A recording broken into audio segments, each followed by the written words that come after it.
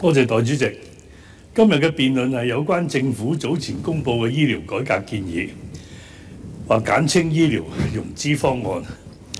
辯論內容有3個要點，針對一呢就係針對3月25公布嘅公營醫療收費改革；二呢就係5月9號向立法會嘅衛生事務委員會簡介提高私營醫療服務收費透明度嘅立法建議，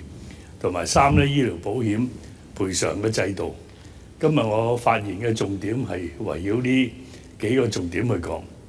其實5分鐘我都講唔晒我想講嘅嘢。第一呢，自由黨早前進行咗一次相關嘅問卷調查，收到1681份有效嘅回覆。調查結果係發現超過50%， 51.4% 嘅受訪者雖然認同急症室服務有被濫用，但超過53%， 53.2% 唔贊成改革方案，包括增加急症室收費到400蚊，及就普通科與專科服務費增加費用，同埋住院病床加費。當然啦，冇人會贊成加價，何況今次加幅係對好多普羅市民嚟講係好顯著，但政府面對嚴重嘅財赤，而有關嘅收費已經好耐冇上調，加上有濫用嘅問題，因此政府喺想今次藉着顯著嘅加幅一次過解決幾個問題嘅做法係可以理解嘅，其實我哋係支持嘅。此外，今次相關嘅建議仲有後着，就係政府喺實施公營醫療服務收費嘅改革後，亦都引入公營醫院、公營醫療服務項目全年收費嘅上限1萬蚊。根據自由黨嘅問卷調查呢，接近50%嘅受訪者表示，約每2至3個月使用一次公營醫療服務，經計算後呢，仍不會出現超出1萬蚊嘅上限。自由黨希望市民無需過分過慮啦，同時呼籲政府當局優化醫療費用減免機制，同埋擴大撒瑪利亞基金嘅安全網，繼續確保不會有市民因為經濟困難而未能接受合適嘅醫療服務，並且要簡化相關申請程序，加強保障市民避免出現大病致貧，還有公營醫院可以延長夜診服務時間，令有需要求診嘅市民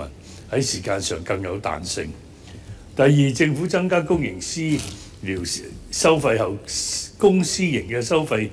差距相對拉近。其實現時有好多私家醫院嘅普通科門診收費都係幾百蚊。至於費藥，當然要視乎病人係用咩藥，而一般人都明白私家醫院嘅藥因為較好而價錢較貴。提到私家醫院呢，自由黨認為重點改革係應該提高私營醫療服務嘅收費透明度，尤其是所謂醫生嘅巡訪費。我早前都已經喺立法會講咗好多次，亦都睇到我一個朋友嘅經歷，反映個問題嘅嚴重性，改革係刻不容緩。我個朋友期間每日都有不同嘅所謂專科醫生巡訪，1日2次，早晚。咁咧係醫生走嚟去巡訪見病人，乜都冇做過，起碼睇唔到佢有做嘢，就收巡訪費。我睇唔過眼，開口見停，叫停。雖然咧係幫到朋友節數，但係埋單計數咧，巡訪費都已經花咗30萬，真係匪夷所思，明顯要監管。最後就醫療保險賠償制度咧，概括而言，自由黨嘅立場係支持鼓勵市民自願購買私人保險，同埋鼓勵政府提供相關嘅補助，增加醫療嘅保障普及性。仲有自由黨亦都支持個人嘅健康保險嘅儲備方法。代理主席，我哋對林哲玄議員嘅原議案係支持，但係對鄧家彪嘅修訂呢，我哋係有意見嘅。咁所以呢，就一陣間我哋都會要求記名投票。咁我哋覺得就算嗰個有一個收費嘅標準，一個套餐式嘅，仍然都唔可以係全部份嘅，咁就本人謹此陳辭。